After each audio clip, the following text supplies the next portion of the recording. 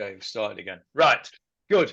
Okay, welcome back to this auspicious day because we are starting a new payrek. I was going to send out a message to everybody to say now will be a good time to join the Gemarah share if you wanted to, because we're starting a new payrek. But not only did I forget to do that, I even forgot to send out the link for the share altogether until David reminded me. So thank you for that, David. Right. Now, we had our first chapter that took us over 4 years to do was a very unusual chapter. And the reason it was an unusual chapter is it consisted of one Mishnah and 18 pages, 17 pages of discussion about that one Mishnah. And that was the whole chapter. Normally in a chapter of, oh, yes, David?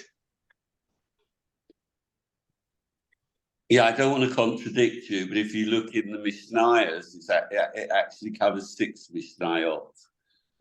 But it doesn't in the Gemarah. But the way it's divided in the Gemarah is one long Mishnah, but look in Sefer Mishnayos, it is 6. Okay, we see that quite often, don't we, where the Mishnayot are divided in different ways. We're learning Pirkei Avot. And the same thing's going to happen in this payrek. Yeah. So for example, in Pirkei Avot, which we're learning on Shabbat afternoon, depending on which book you've got, it's a different number of the Mishnah because they are split up in different ways. So yeah, that's true to say that the Gemarah does not always reflect the Mishnayos. But that was an unusual chapter in that it only had one Mishnah, at least the way the Gemarah did it.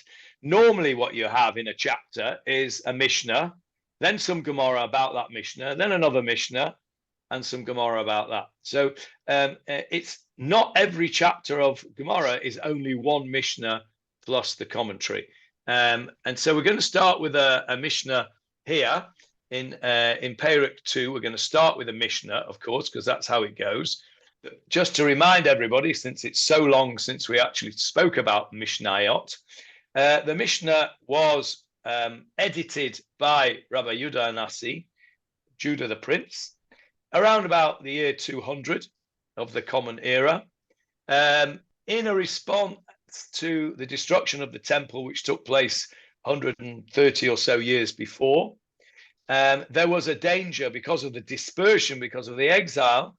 Rabbi Yehuda Hanassi felt that there was a danger that the content of Jewish practice, which we would call today halakha, would be lost and would be forgotten because of the dispersion. Whilst we were in Israel, all of us, and we had a temple, which was our focal point, we could rely on the oral law being transmitted faithfully. But once we were spread out in all sorts of places, there was no longer a central temple.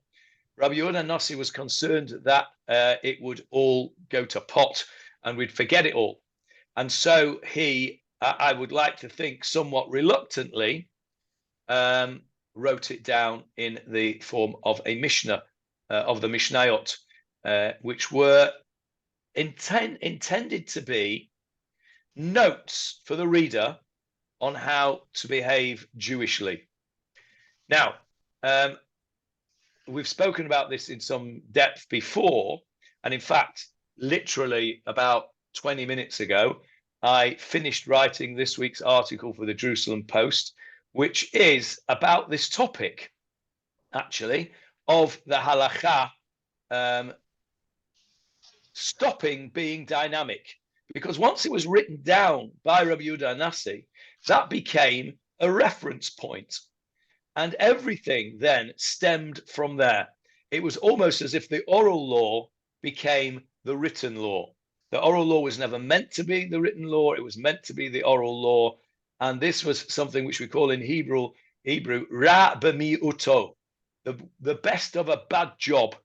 In other words, there was a choice between forgetting it all or writing it down. Writing it down was the better of the two evils, because it was not meant to be written down. And once it was written down, it became fixed and therefore was very difficult to dynamize, difficult to change.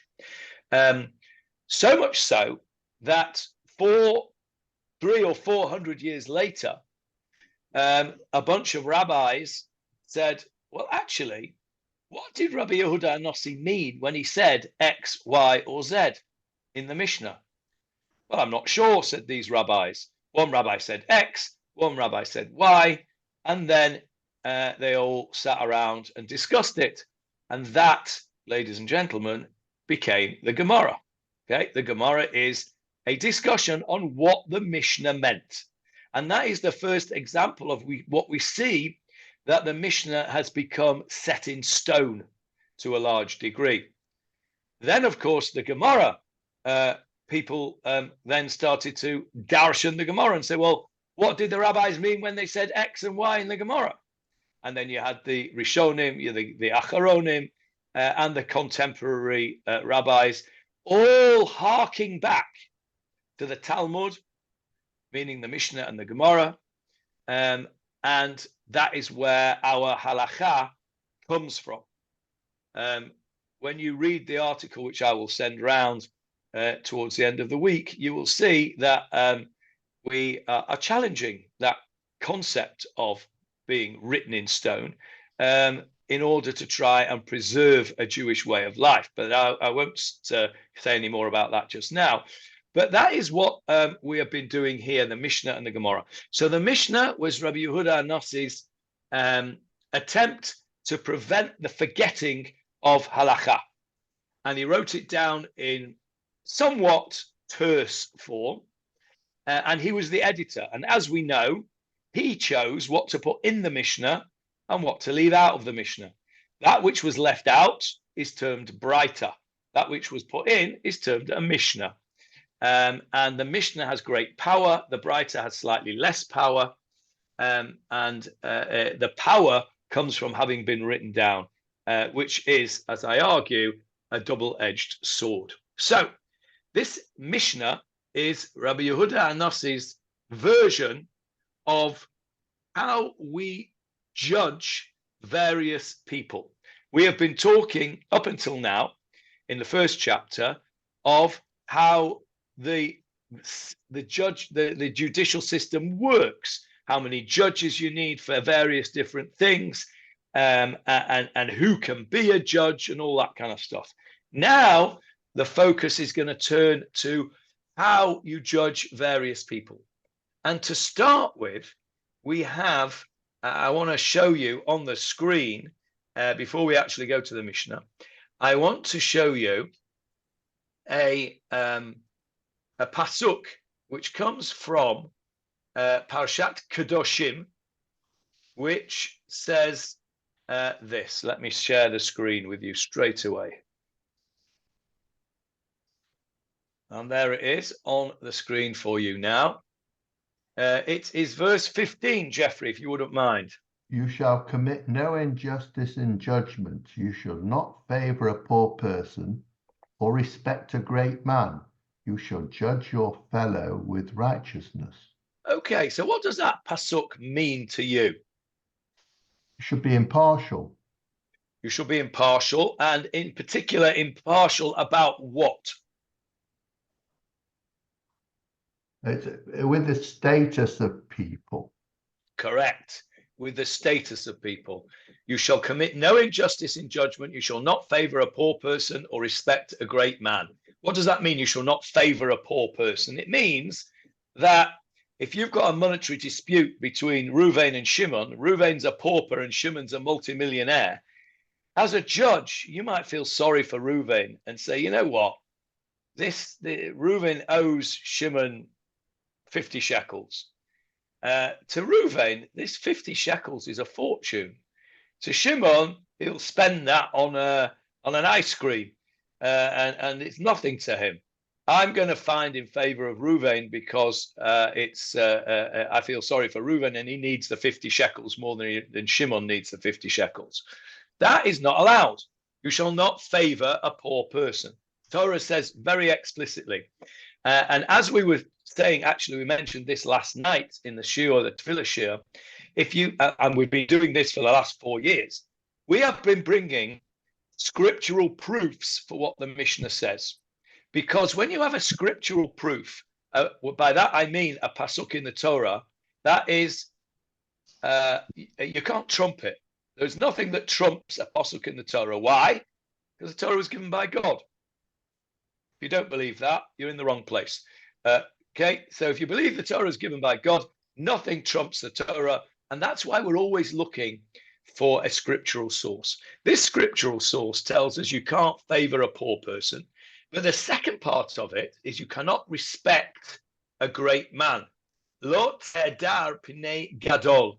You shall not be from hadar, meaning you shall not give honor to a great person. So in other words, you have a person of a great person who does something wrong or potentially does something wrong. You can't judge him favorably because he's a great person. Everybody is judged equally in the eyes of the law. Okay, and that is a common ethical principle which pervades all of Western society. All Western democracies have this idea that nobody is above the law. In the UK, that's not true, is it? Who is above the law in the UK? The king, I think. You are right. The king is above the law in the UK. You cannot bring a case, a legal case against the king or the queen, the monarch. You can against the queen consort, by the way. Only the monarch himself or herself is above the law. So we are going to now look at the Mishnah, which is going to talk about how people are judged and the background. Yes, David? That didn't stop Charles I being executed. But that wasn't executed according to the law of the land at that time. They had to bring, I could be wrong on this, David, but I think they had to bring in a new law to allow that to happen. I'm not a scholar of English law, ashamed to say, but I did that for English O or A level, but you might be right that it was Parliament that brought in that law under Cromwell to. I think that is my recollection also from school, which is also a long time ago, not quite as long a time ago as you did. What year did you do O levels? In the 5th year, so 1972. Okay, so I was only a couple of years behind you. I did my O levels in 1974, and I think that I learned that in 1974 as well. So it could be wrong, but currently, at least, because we did look this up, didn't we, a year or two ago, that the king actually is above the law. Anyway, in Jewish law, in the reign of King Charles. King Charles I, yeah.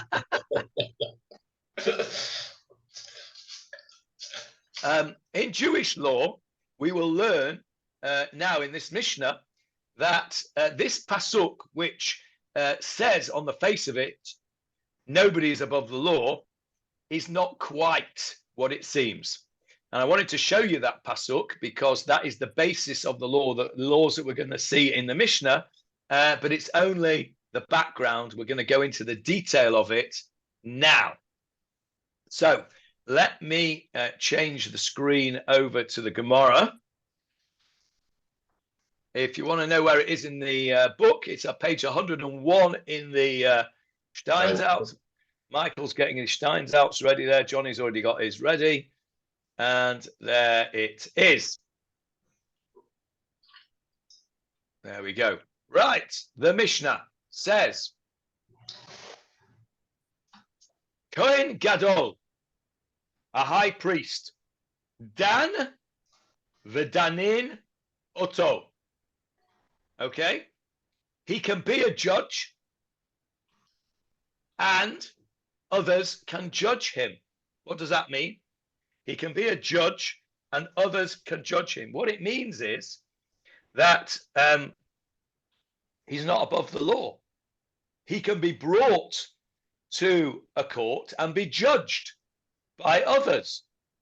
Just because he's the Kohen Gadol, just because he is the high priest, does not mean that he's above the law. So, as Rosh Steinsaltz says, the high priest judges others if he is sufficiently wise. How wise does he have to be a judge? Well, we know that, don't we? Because we just learnt it in the previous section. He has to know 70 languages, and he has to be good looking, and he has to be tall, and all those other things that we learnt about a few weeks ago. So none of those things are requirements to be a Kohen Gadol. You don't have to be tall or good looking or know 70 languages to be a Kohen Gadol. So just because you're a Kohen Gadol does not mean you're fit to be a judge. But if he is fit to be a judge, he is allowed to be a judge. Now, we will go into this in some detail in the Gemarah, but just as to exercise your minds, why would the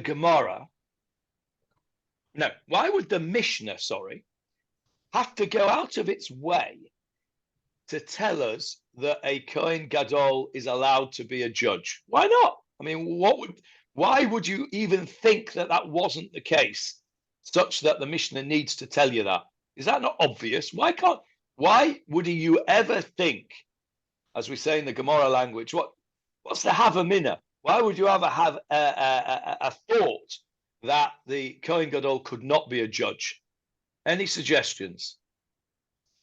He's on a different level than the other people. He's the high priest, and therefore, it's not fitting for him to come down to be just an ordinary judge, maybe. But a Kohen Gadol's not a judge at all. He's not judging anyone. He's just doing the service in the temple. Yeah, it was like the king wouldn't be a judge, would he? We're not up there yet, but we'll come to that. So you're saying it's below his dignity? Yes, in a nice way. Okay, all right. It's below his dignity. Don't think that's really true, but okay. Any other suggestions? Michael Krauss is dying to tell us something, I can see. No?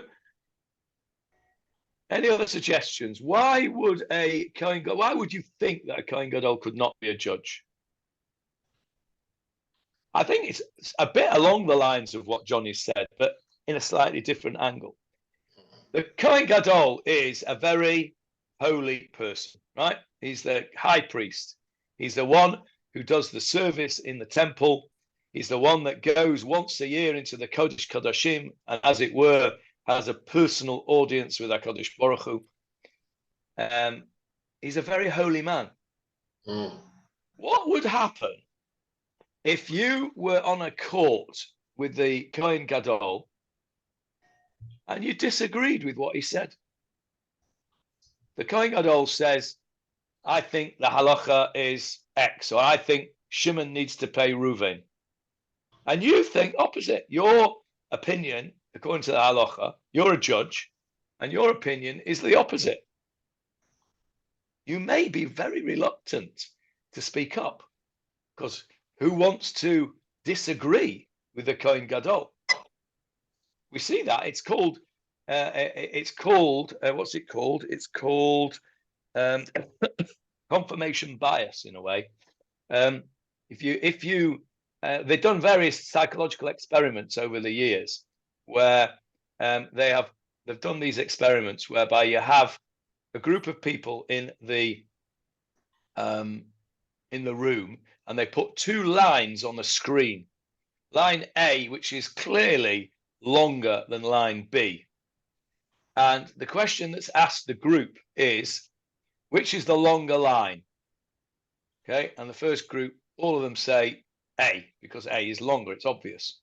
The next part of the experiment is to take a group of people where only one or two people are not in on it. And the other, let's say 98 people out of 100 are in on the trick, and they have been told to vote for line B as being the longer one. And these are very famous and very old experiments already. And what happens is that when the vote comes to the vote, everyone, the 98, all vote for line B, and the two who are not in on this are looking at it and saying, that can't be right. Line A is definitely longer than line B. But experiments show that they don't want to vote against the 98. And so they vote for line B being longer than line A when they know it isn't. And that is called confirmation bias. And it's a very, very well-known phenomenon. And the same thing applies with so-called very great people. Imagine that you were in a forum with somebody a very important person.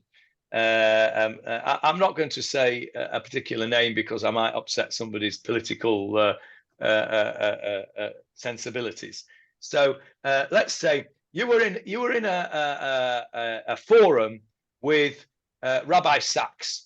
Okay, you were in a forum with Rabbi Sachs, and you were discussing something which was nothing to do with Judaism, nothing to do with morals and ethics. You were discussing something out of science, let's say, which Rabbi Sachs was not particularly any more expert than you were.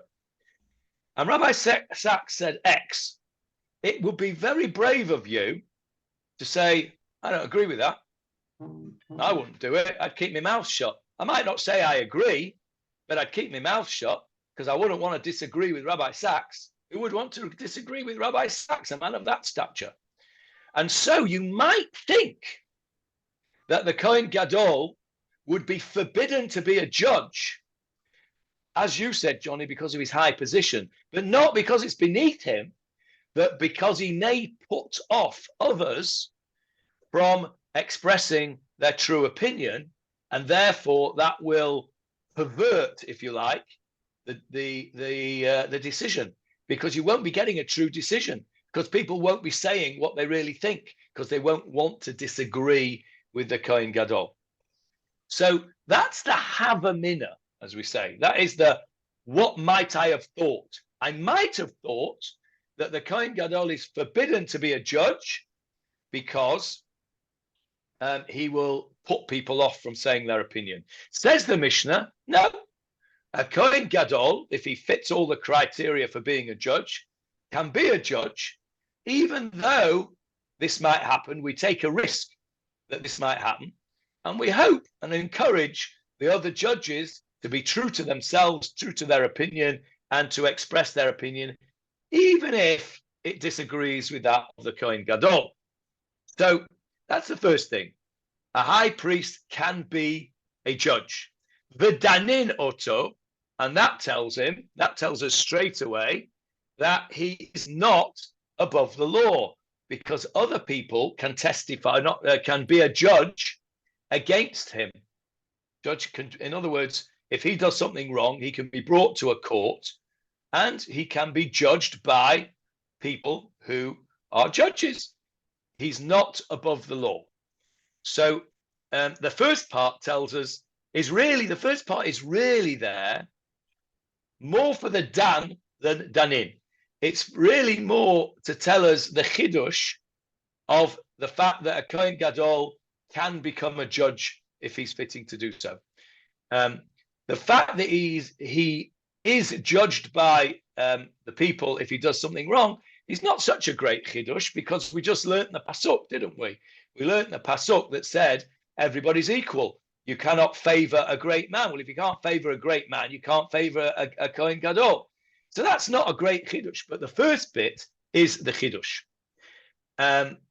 While we're on it, says the Mishnah, I'll tell you something else about it. Well, let's have a look first of all. Yes, David, go on.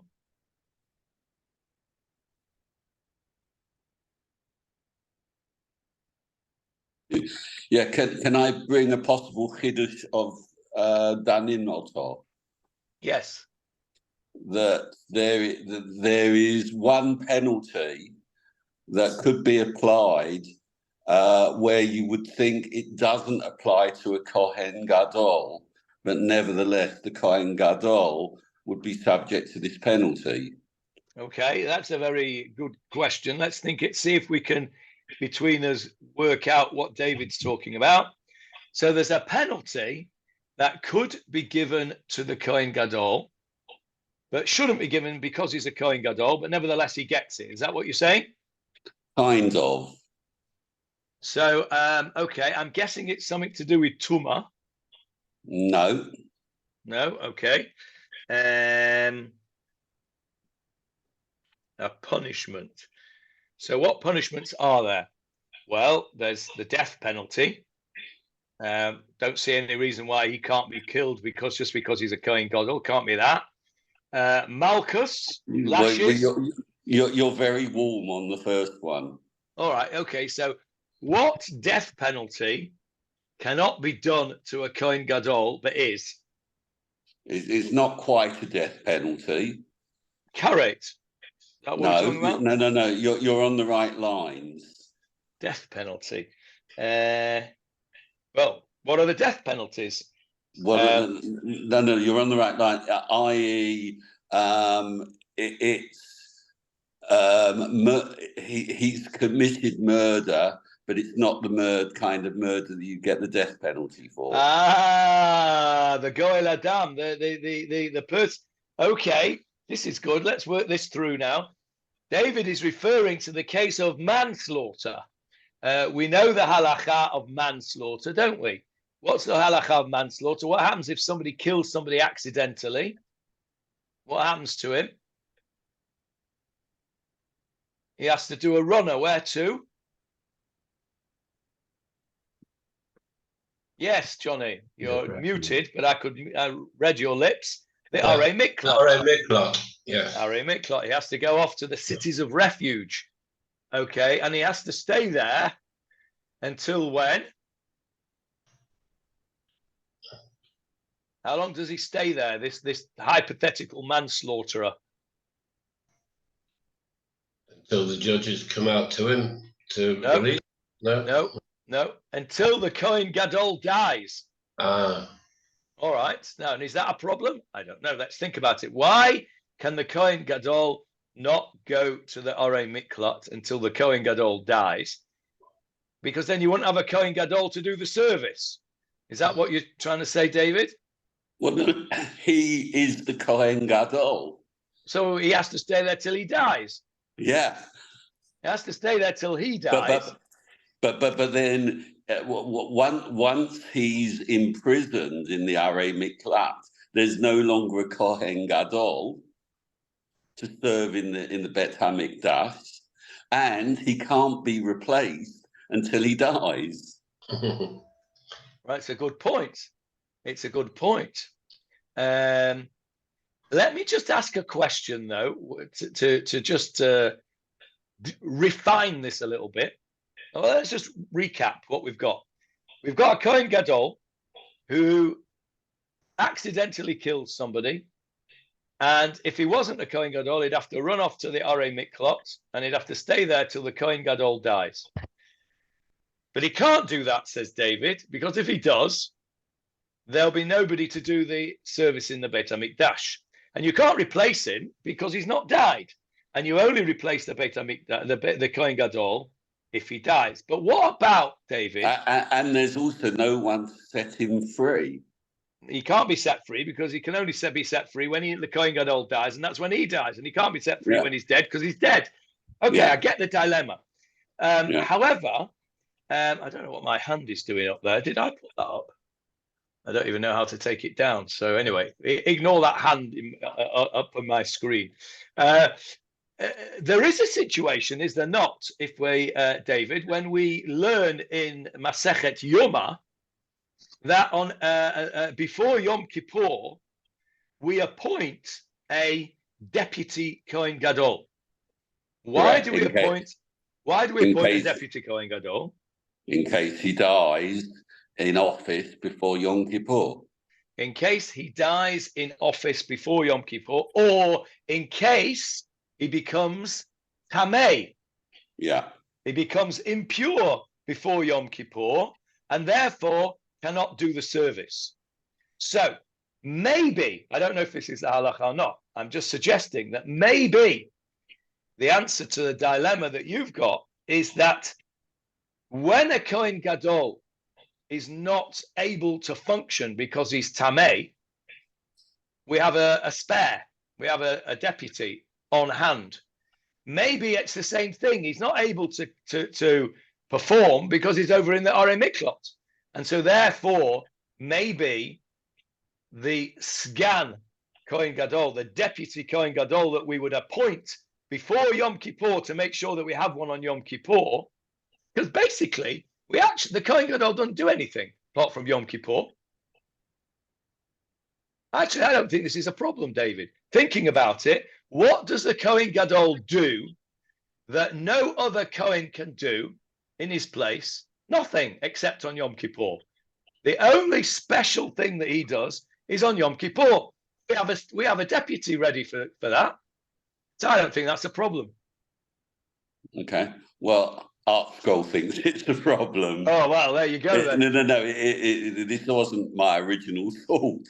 It's actually brought down by Rashi as a reason why you might have thought that a Kohen Gadol can't be a defendant. Okay, so it's only a Havamina. Yes. And I'm the not same as you brought the Havamina for why he can be appointed on the bench. This is also the Havamina why he may not be eligible as a defendant. I'm not buying that Havamina because of what we've said. I'm right, aren't I, David? That there's no other service that the Kohen Gadol does that another Kohen cannot do except for Yom Kippur. He has a service to do on Yom Kippur, which only the Kohen Gadol can do. Every other service throughout the year that the Kohen does, with the sprinkling of the blood on a korban and all that stuff, and Trumat HaDeshen and everything else, any Kohen can do. Okay, so again, I'm wondering if there was any time in history, it's probably very unlikely, that Kohen Gadol was actually sentenced to Galut, and if that was the instance, whether the Sgan Kohen Gadol would have taken his place. I'm going to say that my Havamina is that if that would have happened, then the Sgan would take his place. Because he's in a position, just like when he's Tameh, that he's not in a position to be able to do the service. And that's what the Sgan, the deputy, is all about. The deputy is only there. Oh, by the way, everybody, there's not just a deputy Kohen Gadol. Do you know what else there is a deputy for on Erev Yom Kippur?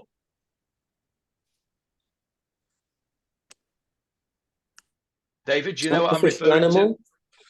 Yeah, we have all of those. Yes, that's not what I'm referring to. Isn't there a deputy guy that sends the sheep off to Azazel? That can be a Kohen. Yeah, I'm talking about something really unusual. There's a deputy Kohen Gadol's wife. Oh, in case she died. What happens if the Kohen Gadol's wife dies Erev Yom Kippur? Why does the Kohen Gadol have to be married? Someone has to provide for him. That's true. But he'll manage on Yom Kippur, right? It doesn't have to be provided for on Yom Kippur. The services that a wife provide are forbidden on Yom Kippur. Okay? All the services that a wife provides are forbidden on Yom Kippur. So if he's not got a wife on Yom Kippur itself, that isn't an issue that is not provided for. There is a reason why the Kohen Gadol, this is all in Masechet Yuma. You know, this is amazing how one's memory brings things up. I learned Masechet Yuma in Manchester Yeshiva over 50 years ago. And this is coming back to me now from Masechet Yuma. I don't think I've learned Masechet Yuma, Gemarah Yuma. I might have learned the Mishnah, read the Mishnahs through, but I don't think I've learned Gemarah Yuma since then. Anyway, does she help to dress him? No. With his robe. What? For whom, to be correct English, for whom does the Kohen Gadol atone on Yom Kippur?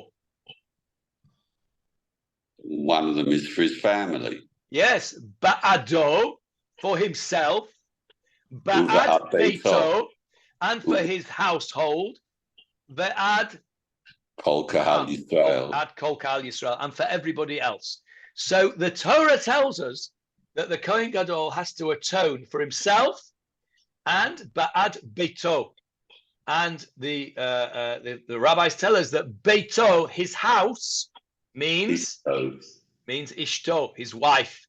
So if he doesn't have a wife, he can't do his job properly. He has to do the job exactly as the Torah says, ba'ado or ba'ad beito. So there is a deputy Kohen Gadol's wife waiting in the wings in case the Mrs. Kohen Gadol snuffs it Erev Yom Kippur. So that's just an interesting aside to what we're talking about. So interesting. So David says that there may be a chidush, or Art Scroll says there may be a chidush. I said there wasn't such a chidush that he should be not judged, but it may be that we thought that he wouldn't be judged because if he has to run off to the Orem Miklot, there'll be nobody to do the service. I want to say that is not a real Havamina because I think we've got a scan waiting in the wings, but that's very, very interesting. Either way, what we have is a statement of the Mishnah that says a Kohen Gadol can be a judge and can also be judged. He's not above the law in any way. And while we're at it, says the Mishnah, Me'id u'me'idin oto. He can testify in a court of law against somebody else, u'me'idin oto, and other people can testify against him. Now, what's the Havamina there? Why would you think that wouldn't be the case? Why would he not be able to be a witness? He saw a crime, or he saw a transaction, a loan between Reuben and Shimon. He was a witness to a loan between Reuben and Shimon. Why should he not be able to give a testimony? Why would you think? Why does the Mishnah have to tell us that? It's obvious, no? What's the Havamina? It's the same idea as the judge. Because if the Kohen Gadol is giving testimony, going to be a brave man that goes and says, you're not telling the truth, Mr. Kohen Gadol. It's not right. Your testimony is wrong. And it'll be a brave judge that says, I prefer Mr. Other witnesses' testimony to the testimony of the Kohen Gadol. I don't believe the testimony of the Kohen Gadol. That takes a bit of balls to do that. So the Havamina is a similar Havamina to what we had before, which is you might think that because of his position, it might pervert the course of justice because people will be scared to go against him. And you might also think the chiddush of why might you think that other people would not be able to testify against him for the same reason. Who wants to testify against the Kohen Gadol? Right? It's very hard. You know, we had this situation in England not so long ago where there was a very public figure in the Jewish community who was accused of various misdemeanors, and it was very difficult to get witnesses to come forward. There were plenty of people who in private said, yeah, I can vouch for the fact that this person did X, Y, and Z. Will you come forward and give a statement to the police? Oh no, not getting involved in all of that. I don't want to be the one who gives testimony against this this particular personality in the community. No way. And that is a very common thing. So in a way, the Mishnah is, as it were, not only giving permission to people to testify against the Kohen Gadol, but it's telling us that this is the right thing to do. If you know testimony, and that's a halakha, by the way, if you know testimony, don't think that it's permissible in Jewish law to keep your mouth shut, because it isn't. If you know testimony and you refuse to come forward That is an Isur Min HaTorah. I can't put my finger on it exactly right now, but there is definitely a halacha. I can't put my finger on the source. Maybe David can put his laning cap on and lane through his head the whole Torah and find it for us. But at the moment, I can't just put my finger on it. But I can tell you that there is a halacha that says it is forbidden to know testimony and not give it out. That's It's only become popular now with the sexual things that they've been told they must tell the people, tell correct. the Diana. Correct. Yeah. Absolutely right. And that's what I was alluding to earlier on. Yeah. That there have been cases such as that where people have not come forward to give testimony for whatever reason. And up until fairly recently, and even to this day, actually, less so, but still today, if it's a secular court, then it's a bit dodgy. Are you allowed to be a moister? Are you allowed to give testimony to a non-Jewish court? It's very complicated. But here, of course, we're not in this Mishnah. We're not talking about a secular court. We're talking about a Jewish court. In a Jewish court, there is no question. If you know evidence, if you have evidence about a crime, either to convict or to what's the opposite of convict? To acquit. Acquit. Thank you, Jeffrey. I couldn't think of the word. Either to acquit or to convict, you have an obligation in Jewish law to come forward. So I think this Mishnah is telling us, because of the Havamina, that you might think that you don't have an obligation, and you might think that you're not even allowed to come forward and give evidence against the Kohen Gadol because he's such a holy person. I take you back to the pasuk that Jeffrey just read out. Do not favor a great person. Don't favor a poor person, and don't favor a great person. Everybody is equal in the eyes of the law. And so the beginning of our Mishnah here is telling us very clearly that the Kohen Gadol is not above the law. Okay, let's just have a look at these little letters, what Rav Steinsaltz is telling us here. B is usually background. Let's see where if we can find that. Here we go. Let's see what he's got to say. I haven't read this up till now. The station of high priest was bestowed upon a priest possessing the attributes of wisdom, wealth, beauty, and strength. He was chosen from among his fellow priests with precedence going to the outgoing high priest's son if he was suitable for the position. Certain duties in the temple could only be filled on by the high priest, such as the Yom Kippur sacrificial rites. During the rest of the year, he was entitled to perform any sacrificial rite he chose, and in contrast to the regular priest, he was not required to wait for his turn. Okay, twice daily he brought a special meal offering. Okay, all the different halachot. That's just telling you about who he was. Oh, okay. And then he mentions one who was exiled to a city of refuge as a penalty for having killed unintentionally was allowed to return home on the death of the high priest. Okay, that's the background. We knew about that. That's no great chiddush there for us. And the H is halacha. High priests are eligible to serve as judges and to be judged in court, and likewise eligible to testify, and others may testify against them. Basically, what Rav Steinsaltz is saying is that this is actually the halacha as detailed by the Rambam. Okay, now, the next one requires a little bit of background. Who knows what is chalitza? Jeffrey, tell us what is chalitza. It's when a man, a married couple, the man dies, the wife is childless, and the man has a brother, and he has an obligation to continue the family name through the widow. What is that called? What is that called when he does that? When he marries the widow. Called. I can't remember. It's called. Yes, Michael. Yibum. Yibum. It's called yibum. Correct. Right. Carry on, Jeffrey. So he can do yibum. He marries the widow. Well, but he might not want to, for one reason or another. And in that case, he has to give chalitza to the widow. And I think we were talking about it in the share the history share with Yehuda, and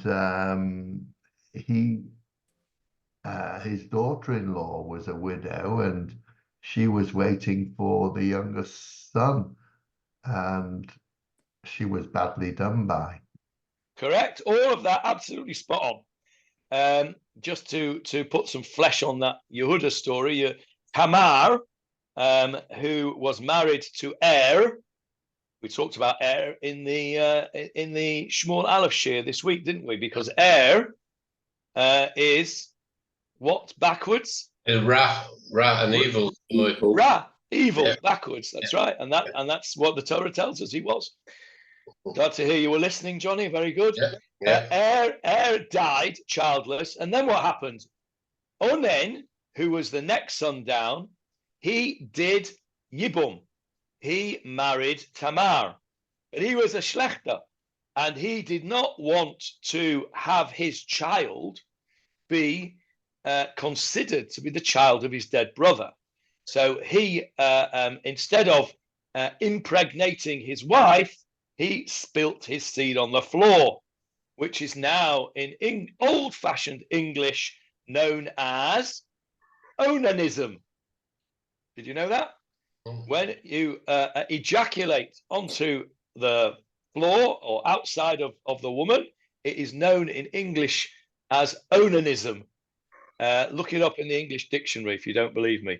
And that comes from onain, the name onain, because that's what he did. And that was not good. And so he got killed as well by God. So now poor Tamar has seen off 2 husbands. There is a 3rd son whose name was Shelah, but he was just a young lad at the time. And Yehuda says to Tamar, well, you'll have to go back to your father's house and be a widow until Shelah is ready to do Yibum. But Yehuda was very naughty because he had no intention of giving Shelah to Tamar as a husband. Why not?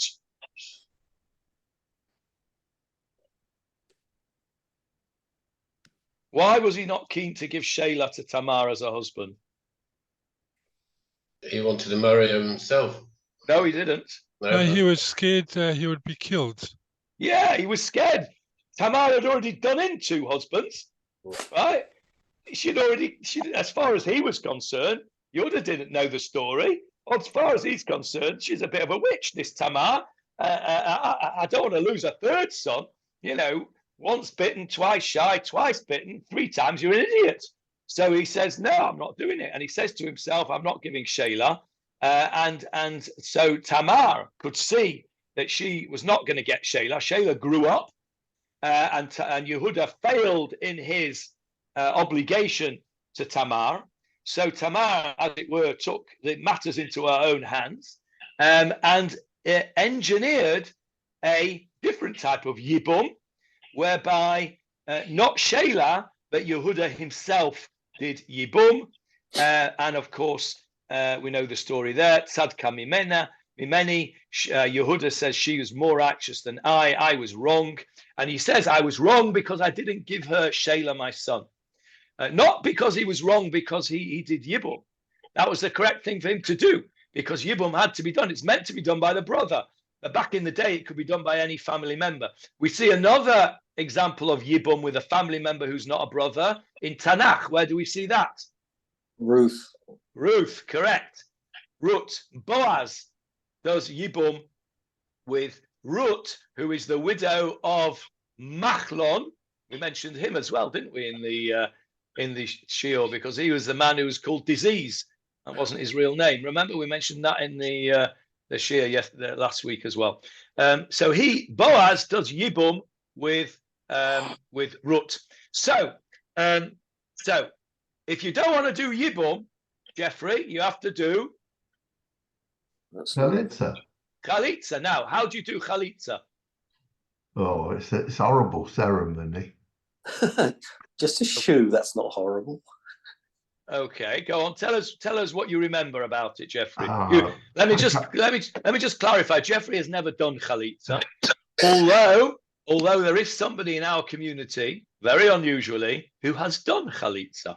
Yeah, there is. Philip Lehrer, who Lehrer, won't mind me saying, because he never misses an opportunity to tell everybody that he's done it, actually did chalitza.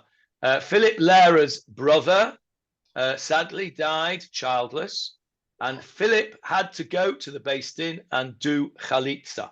Now, I didn't think on this morning because if I'd have thought on, I would have brought up for you. There is on YouTube, because I've shown it to you once before, many years ago, in a different forum. I've shown you a modern day Beit Din. I think it was somewhere in Iraq, not that many years ago, a few years ago, where they do a chalitza ceremony, and it's on YouTube. I'll try and find it, and Bli Neder, I'll put it up at the beginning of next week's shiur, so you can actually see how the chalitza goes actually in the Beis Din itself. But basically, what the woman has to do, or the man has to do, the Beis Din says, right, you've got an obligation to do yibum, and he says, I don't want to do yibum, and he has to wear a special kind of shoe. So there's a special kind of shoe. I'll see if I can find a quick picture of it to show you online. Hang on, chalitza shoe, chalitza shoe. Give me a sec. Chalitza shoe, images. There we go. Put that on the screen for you. That is a chalitza shoe there. Have a look at that. Not the men's slip-ons over here. This one here. This is a chalitza shoe with special. They were special made with special straps, etc. There's various other versions of it over here. Anyway, that's a chalitza shoe. He has to wear this special shoe. He has to take off the shoe, and the woman has to spit in front of him. Spit. And there's a certain amount of spit that she has to do. Like everything in halacha. You know, there's a shiur, there's a kazayit of amount of matzah you've got to eat, and etc., etc. Well, there's amount of spit you've got to spit and all. So you'll see on this this thing that I'll show you, please God, next week. It's really interesting. Anyway, that is chalitza, and so that's going to be the subject. Let's go back to the Gemarah just for a few seconds before we finish. There's the Gemarah again on the screen for you. It's coming up. The next little piece of the Gemarah says, Choletz v'choltzin le'ishto. A Kohen Gadol can perform chalitza himself with his brother's widow. V'choltzin le'ishto. And his brother can perform chalitza with his wife. Okay? Now, we're going to stop there because time's up. I want you to think about the Havamina. Why is the Gemarah telling us this? Why might you think that a Kohen Gadol cannot do chalitza? Or why might you think that a Kohen Gadol cannot do can have chalitza done to his wife? Don't tell me now, Jeffrey, because we're out of time. But write it down because you'll forget before next week. All right? I won't be here next week, unfortunately. Okay, then you'll have to listen to the recording. I don't want you to spoil it for next week. You've all got to think about why a Kohen Gadol might have a minna. Why might he not be able to do chalitza, and why chalitza might not be able to be done to his wife? Okay, that's for next week. Any questions on what we've done so far this week? And anyway, Jeffrey, you can get up at 8:15 in the morning. It's not so early. Any questions or comments on what we've done so far? You'll miss us, Jeffrey, if you don't join. I will miss you. It's not a question of that. I will, first of all, I'll be in shul. Oh, well, that's okay then. And I'm only teasing. Yeah. Okay. Shavuot Tov, everybody. Tonight, the three rabbis tonight in shul and on Zoom, I hope. Three rabbis talking about Christmas. I was going to call it the three wise men, but then Philip Lara said I should call it the two wise men and me. So, which I thought was a little unkind, but there you go. Tonight, 7:30, you're all very welcome. Thank you very much. Bye, everyone. Thank you. Johnny. Bye.